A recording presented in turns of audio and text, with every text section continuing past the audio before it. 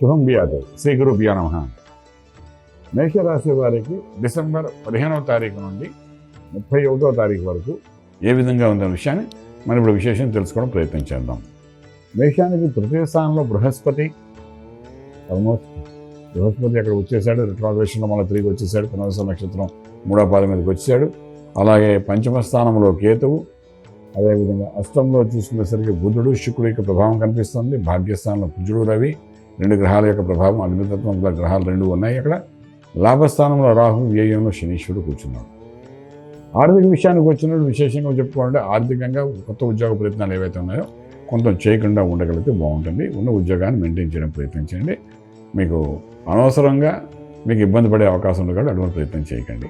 అలాగే కొత్త వ్యాపారాలు కూడా కొత్తగా వ్యాపారం ఆరంభించకుండా ఉన్న వ్యాపారాన్ని నిలబెట్టుకోవడం ప్రయత్నం చేయండి. చేస్తున్న వ్యాపారాల్లో కొంత నష్టం కూడా కనబడే అవకాశం, తెలియని కొన్ని ఖర్చు కూడా కనిపిస్తుంది.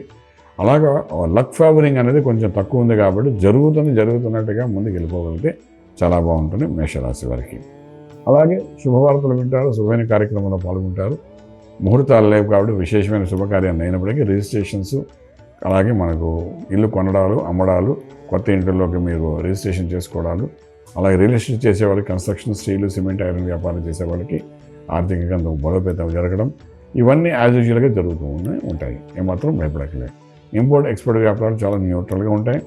లక్కీ నెంబర్ తీసుకుంటే నెంబర్ 3 పాజిటివ్గా మీకు పనిచేస్తుంది. అలాగే విదేశాల నుండి చదువుకుంటున్న విద్యార్థులు ఎవరు ఉన్నారు వాళ్ళు ఉద్యోగ రీసెర్చ్ చేసే ప్రయత్నాల్లో సఫలీకృతమవుతారు. విదేశాలకు వెళ్ళి చదువుకోవాలనుకున్న విద్యార్థులు మాత్రం ప్రస్తుతానికి ఏ ప్రయత్నం చేయకుండా ఉంటే బాగుంటుంది. ఓకే. అలాగే మనకు విదేశాల్లో ఉన్న వ్యక్తులు ఎవరైతే ఉన్నారో వాళ్ళ వ్యాపారంలో కూడా న్యూట్రల్గానే ఉంటుంది. పెద్ద చెప్పుకోవడం డెవలప్మెంట్ కనబడదు మనకు. సో కొంచెం జాగ్రత్త పడాలి. తర్వాత ఇంకొక విశేషమైన విషయం ఏంటంటే అష్టమ స్థానంలో శుక్రుడు ప్లస్ బుధుడు 2 గ్రహాలు ఉన్నాయి కాబట్టి మేషరాశి వారు ప్రయాణాలు చేసేటప్పుడు కొంచెం నడిచేటప్పుడు, బండి నడిపేటప్పుడు కాలికి దెబ్బలు తగలకుండా చూసుకోండి.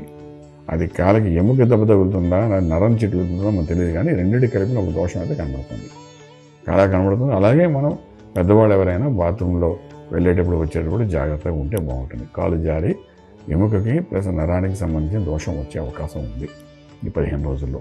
అంచేతే కొంచెం అటువంటి విషయాలు జాగ్రత్త తీసుకుంటే బాగుంటుంది. ఇంకా మంత్రం దగ్గర కూర్చున్నప్పుడు వీలైనంత వరకు సుబ్రహ్మణ్యేశ్వర స్వామిని ఆరాధన చేసుకుంటూ ముందుకెళ్ళడానికి ప్రయత్నించండి. కొన్ని సమస్యలు పరిష్కార మార్గం వస్తాయి. రాజమార్గంలో రాజ్యం పొందగలుగుతారు. శుభం బియాదు.